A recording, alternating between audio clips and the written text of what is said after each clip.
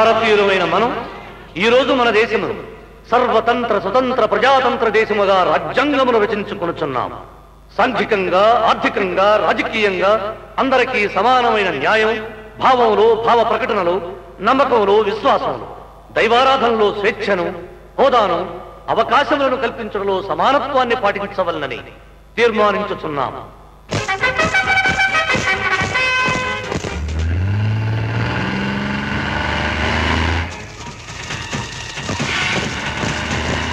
మనం నిర్మించుకున్న చట్టంలో, మనం రాసుకున్న రాజ్యాంగంలో, న్యాయశాస్త్రంలో ప్రజలకు రక్షణగా నిలిచే పోలీసు చేతిలో మాత్రమే తుపాకీ ఉండాలని ఉంది.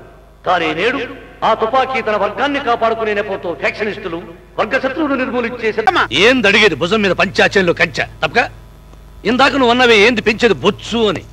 ఆ బొచ్చు తీసుకుని ఏడుకుండల వాడు వరాలిస్తాడంటారయ్యా. కానీ మీరు ఆ బొచ్చును బొచ్చులో వేసుకుని బొచ్చేసి పేదవాడిని ఇంకా పేదవాడిని చేస్తున్నారు. Serve the country, save the country అన్న మాటను మార్చేసి save the country, share the country అని మింగేస్తున్నారు.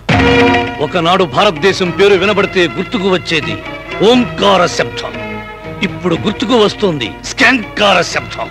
ప్రపంచంలో ఏ దేశంలోనైనా రవి తూర్పు దిక్కున ఉదయిస్తాడు. కానీ మన దేశంలో 4 దిక్కులా ఉదయిస్తున్నాడు పై రవి.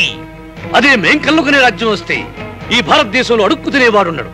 భూమి అందరికీ, భుక్తి అందరికీ, శక్తి అందరికీ, విముక్తి అందరికీ.